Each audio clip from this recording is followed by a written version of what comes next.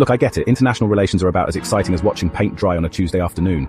But trust me on this one, folks, because the relationship between the US and China, that's not just paint drying, that's a full-blown house fire. The US and China, they're like those couples who just can't quit each other, even though everyone around them is pretty sure they're toxic. They're the two biggest economies in the world, completely intertwined, buying each other's stuff, selling each other's stuff. You'd think they'd be best buds, right? Wrong. From military threats to economic wars, this is why the US and China will never be friends. Once upon a time, in a land far, far away from reality, the US and China decided to play pretend. It was 1972. Richard Nixon, a man who looked like he only smiled when someone else's birthday cake fell on the floor, decided to go to China. The goal? Convince everyone it was a good idea.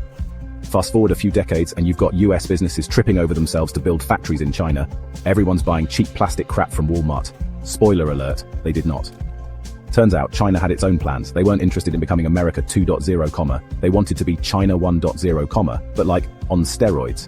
Now, you've got trade wars popping up faster than gophers in a whack-a-mole game, China flexing its military muscles, and let's not forget those charming little spy balloons they like to float over our heads. Let's talk about the elephant in the room, or rather, the dragon in the South China Sea. The US and China both have this teensy tiny, totally insignificant problem. They both want to be the world's biggest, baddest superpower. The US, for now, has the most powerful military on the planet. They've got more aircraft carriers than a cat meme convention, and enough nuclear weapons to turn the Earth into a glowing parking lot. But China? China's like that annoyingly ripped friend who keeps posting gym selfies, except instead of pecs, it's hypersonic missiles and stealth fighters. And Taiwan? Don't even get me started on Taiwan. Here's the really messed up part. The US and China are like that couple that's constantly fighting, threatening to break up, but then you see them at the grocery store the next day, awkwardly buying frozen pizza together. See, China makes a lot of the stuff Americans buy. iPhones, sneakers, those little plastic toys your cat destroys in 5 seconds. And the US? Well, they buy all that stuff, which makes China very, very rich. But here's the catch. China needs the US market. They need American consumers to keep buying those fidget spinners and novelty socks. And they need American technology and investment. It's this weird, codependent relationship where they both benefit, but they also both resent the hell out of each other. And now they're both trying to wean themselves off each other. The US is trying to bring manufacturing back home, talking about decoupling like it's the latest trendy diet. Chapter 4. The Battle for World Influence. This isn't just a schoolyard brawl between two grumpy kids, folks. This is a battle for the soul of the planet. See, China's playing the long game. They're out there making friends and influencing people, like that one kid in high school who inexplicably peaked in popularity senior year. They're showering developing countries with loans and infrastructure projects, spreading their influence through the Belt and Road Initiative.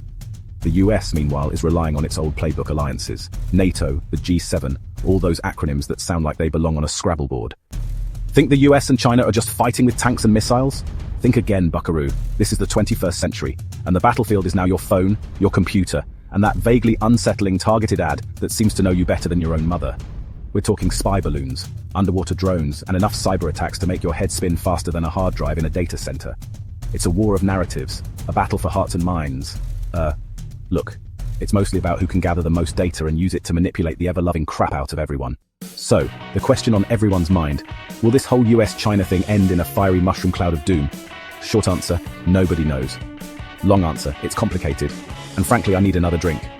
Some experts say war is inevitable.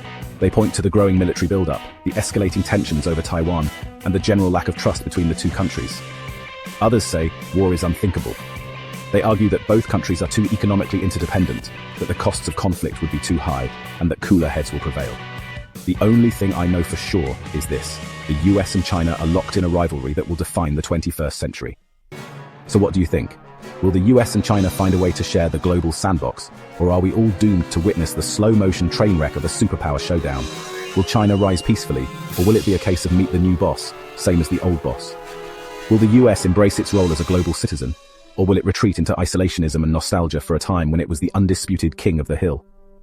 These are the questions that keep me up at night, folks. So there you have it, the US and China, locked in a geopolitical tango with the fate of the world hanging in the balance. It's messy, it's complicated, and frankly, it's giving me an ulcer just thinking about it. But hey, at least it's not boring, right? It's like watching a really tense, really expensive reality TV show. Except instead of voting someone off the island, the stakes are global economic collapse and nuclear annihilation. So, fun for the whole family.